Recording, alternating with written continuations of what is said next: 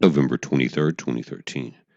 Guys, you're looking at before and after images of iSun. In the bottom, in the red and green, is before the X-flare stripped it back, and the top is after.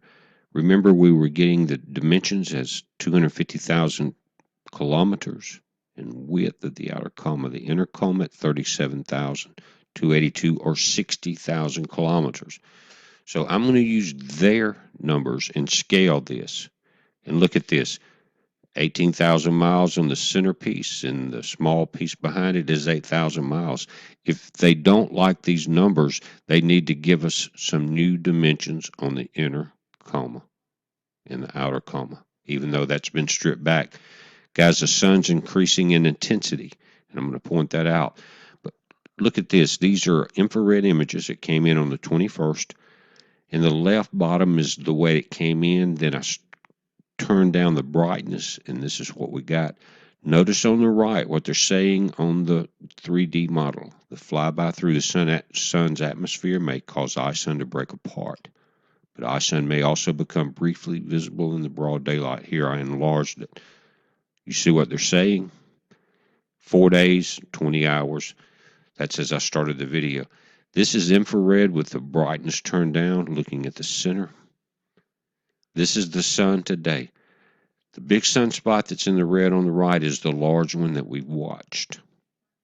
We've got a new one forming in the middle, but I'm going to show you what's important. iSun is coming in from the right also, and I want to show you the difference between this morning's charts and this evening's charts. This is the latest at the top. Notice now we have 1903, 1904, and 1905 listing in on the system. And what they've done is 1904's went beta gamma. Now, and look at the morning chart, AM. Nothing listed there. And the big sunspot that we've been watching was beta, 1899. Now 1899 is alpha. What it changed, and what that did was give us a triple configuration, alpha, beta, gamma. That's what happened with this last X-flare, guys. Remember, nothing was triple configuration, but we had enough sunspots together in one area that gave us alpha, beta, and gamma. So now we see the ingredients again for this X-flare. Guys, we're going to do a morning report on it. But what I want to do in the video tomorrow is talk about the blackouts. And I've mentioned this, and I'm putting that together. It's just been a very busy day. But I want to talk about the things we're going to need. And one of them is, even from the smallest solar panels to some of the larger ones, being able to have a backup power supply and run it through a CB radio system that we can tie in and relay from the ham and the shortwave systems, because it's going to be critical to know where or where not to go, and it's going to be critical to be able to locate family. And with the system that I'm going to show you that you can put together, and you can put it together for $200 to $300 for a minimum system, and you could probably have a garage sale and get rid of some things, maybe some gold or extra toys, and give yourself the ability to communicate regardless. We could have a CME from a solar flare.